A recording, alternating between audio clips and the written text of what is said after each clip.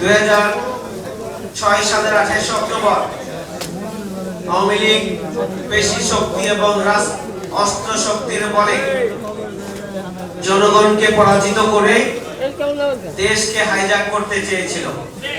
সেই যে গণতন্ত্র সেই দিন হাইজ্যাক হয়ে গিয়েছিল এবং সেখান থেকে শুরু হয়েছিল ফ্যাসিবাদের যাত্রা। লড়াই সংগ্রামের মধ্য দিয়ে আমরা 2024 সালে 5 আগস্ট আমাদের দেশকে দেশের গণতন্ত্রকে আমরা পুনরুদ্ধার করেছি।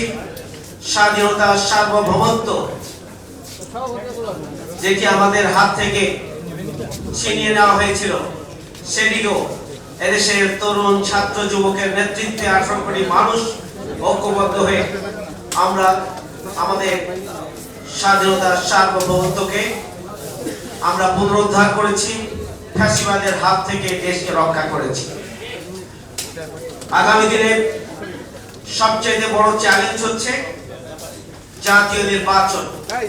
জাতীয় নির্বাচনই শুধু মূল সমস্যা নয়, যে কারণে আওয়ামী লীগ ফ্যাসিবাদ হয়ে উঠেছিল। সংবিধানের যে সমস্ত ধারাকে নিজেদের মতো করে কাজে লাগিয়ে তারা ফ্যাসিবাদ কায়েম করেছিল, প্রতিষ্ঠিত করেছিল এবং রাষ্ট্রের বিভিন্ন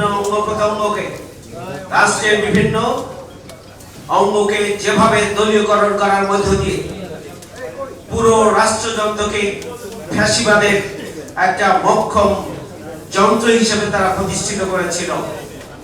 সেটাকে যদি আমরা সংস্কার করতে না পারি, যদি আমরা রাষ্ট্র সংস্কার করতে না পারি, যদি আমরা সংবিধান সংস্কার করতে না পারি, তাহলে আগামী দিনের জাতীয় নির্বাচন যেমনি ভাবে সুষ্ঠু গ্রহণযোগ্য হতে পারে না, ঠিক তেমনি ভাবে আগামী দিনে যেন ভাবে যে জাতীয় নির্বাচন হবে, সেই নির্বাচনের মাধ্যমে যে সরকার আসবে সেই সরকার দেশটিকে আবারও ফ্যাসিবাদের দিকে ভিন্ন কায়দায় নিয়ে যাবে, তাতে কোনো সন্দেহ নেই। এই জন্য আজকের এই সেমিনারে আমাদের পরিষ্কার বক্তব্য হচ্ছে এই যে অবিলম্বে জুলাই সনদের আইনি বাস্তবায়নের জন্য গণভোটের ব্যবস্থা করতে হবে নভেম্বর মাসের মধ্যেই, এবং জুলাই সনদের আইনি ভিত্তি নিশ্চিত করার পরে জুলাই সনদের ভিত্তিতে আগামী দিনে জাতীয় নির্বাচন সহ রাষ্ট্র পরিচালিত হবে ইনশাআল্লাহ। যদি আমরা এটি করতে ব্যর্থ হই, তাহলে জুলাই আগস্টের গণঅভ্যুত্থানে আমাদের তরুণরা, যুবকরা, দেশের 18 কোটি মানুষের যারা প্রতিনিধি, যারা জীবন দিয়েছেন, তাদের জীবন দেওয়া, রক্ত দেওয়া, আহত হওয়া, বঙ্গুত্ব বরণ করা ব্যর্থতায় পর্যবসিত হবে। জুলাই বিপ্লব ক্ষতিগ্রস্ত হবে।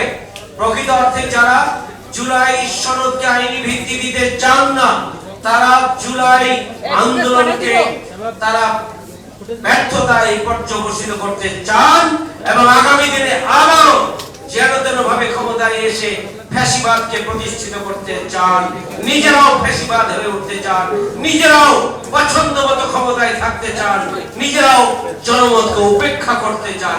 এদেশের জনগণ আর সেটি মেনে নেবে না। সুতরাং আসুন আমরা গণভোটের জন্য নভেম্বর মাসের মধ্যেই গণভোট দেওয়ার জন্য আমরা সরকারের উপরে চাপ সৃষ্টি করি।